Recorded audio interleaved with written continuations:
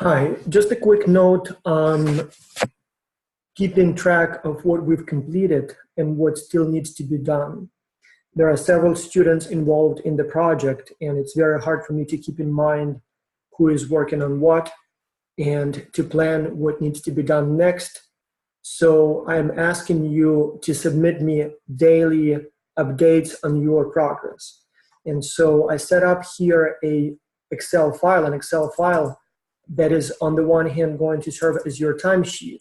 On the other hand, will also allow me to know what's been done, where we stand, what still needs to be done, so I can have a better understanding and plan better as to what we are going to look to work on next.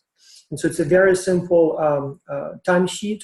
It shouldn't take you more than 1 minute to complete it each time you completed a chunk of work. If you work several hours a day and then take a break and then work again several hours, please have for each chunk of work a separate row. And here's what you do. You just put for your name, you just put your full name. So for example, I put here a sample. So let's say it would be John Sample again.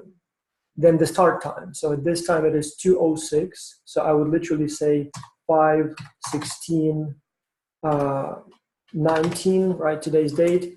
And I put 2:06 p.m. So I just put 2:06 or 00, I guess, or 6. Let's be precise, why not? p.m. And so it automatically converts it to the time stamp. And then I would just simply copy it like this. All it does, it just adds 1 day. So it would be probably the same day when you're done. And let's say you worked until 4 p.m. So I put here 4 p.m., right? This column here has a formula. And so all you need to do just automatically adds the hours. So once you enter the numbers, it automatically calculates the numbers that you worked. And so let's say during these 2 hours, I coded, I don't know, 18 papers. And let's say you already have coded 18 papers. Right?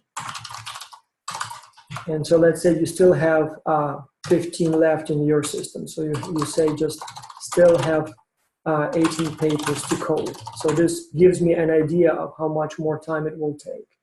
And then you expect to code the remaining 18 papers, I don't know, let's say, for example, May, or you can put the date, let's say May 17, tomorrow, okay? So 5/17. And so this gives us, 5/17.